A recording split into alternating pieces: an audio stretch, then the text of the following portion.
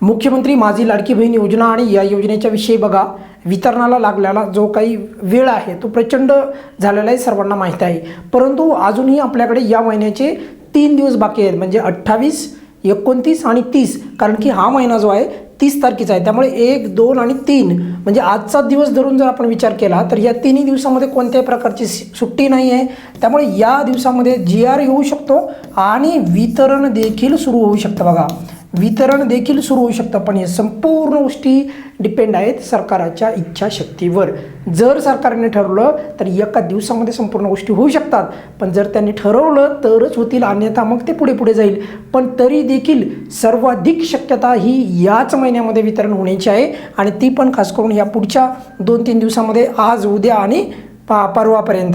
आणि ऑब्व्हियसली आज काय डायरेक्टच वितरण सुरू होईल अशातला काही भाग नाही, पण GR येण्याची शक्यता नाकारता येत नाही पुढच्या 2-3 दिवसामध्ये, आणि लगेच वितरण होण्याची पण प्रक्रिया सुरू होऊ शकते. त्यामुळे शेवटचे 3 दिवस या एप्रिल महिन्याचे अत्यंत महत्त्वाचे ठरणार आहेत. पण जरी करता लक्षात ठेवा, जरी करता वितरण या महिन्यामध्ये एकदम शेवटला जरी गेले, या पुढच्या 2-3 दिवसामध्ये जरी झालं तरी देखील 2 हप्ते मिळण्याची शक्यता फार कमी आहे. त्यामुळे जे आहे ते मी तुम्हाला अगदी नेहमीप्रमाणे स्पष्ट सांगतो. पण एक गोष्ट महत्त्वाची आहे, सरकारने पण विचार करायला पाहिजे की एकतर पेंडिंग लाभ पण पडतो आहे, वेळेवर पण हप्ते मिळत नाहीत, तर त्यामध्येच लाडक्या बहिणींना त्यांचे जे काही वितरणामध्ये जो गॅप पाडणं आहे किंवा जो गॅप पडत आहे तर तो किती उचित आहे किंवा किती योग्य आहे. मला तर नाही वाटत की ते योग्य चाललं आहे जे काही सध्या चालू आहे त्याप्रमाणे. बघा, वितरण पुढे जे आहे होऊ शकते का, तर या 3 तारखांमध्ये म्हणजे या महिन्यामध्येच खास करून वितरण होण्याची दाट शक्यता आहे. कधी पण आपल्याला ती गुड न्यूज सरकाराकडून येऊ शकते. आणि त्याहीपेक्षा महत्त्वाचं म्हणजे बघा की आपण जर पाहिलं तर एकतर पहिली गोष्ट म्हणजे कोणत्याही प्रकारच्या सुट्ट्या नाहीत 28, 29, 30 तारखेला.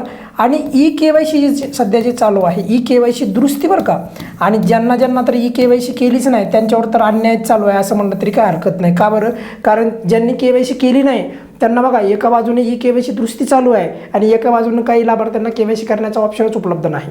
आणि आता त्या लाभार्थ्यांना प्रचंड कालावधीच्या नंतर परत पोर्टल चालू होणार, त्यानंतर परत जे काही आहे KYC नवीन करता येणार त्यांना, वगैरे वगैरे बऱ्याचशा काही गोष्टी आहेत.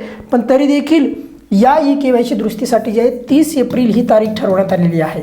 आता या 30 एप्रिलपर्यंत जे लोक EKYC दुरुस्ती करतील, एक तर त्यांची माहितीचा आधार घेऊन डायरेक्ट 30 तारखेला वितरण होऊ शकतं, किंवा मग जर तसं नाही झालं तर मग वितरण मात्र अनिश्चित कालावधीसाठी मागे पुढे जाऊ शकतं. पण सर्वात महत्त्वाची गोष्ट तरी देखील सांगतोय, आपण नेहमीप्रमाणे या योजनेच्या संदर्भात सकारात्मक भूमिका घेतलेली आहे. त्यामुळे पुढील 3 दिवसामध्ये सरकारला विनंती आहे की या योजनेचा GR आणून वितरण करा. फक्त GR काढू नका आणि 7-8 दिवस परत लावू नका, कारण तेच ते गोल गोल गोल गोल फिरून जे वितरण करू नये एवढी इच्छा आहे.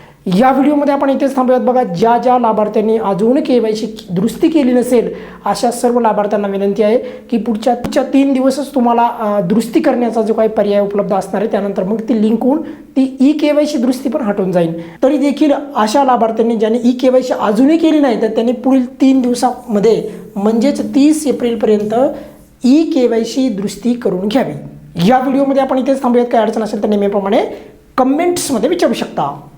धन्यवाद.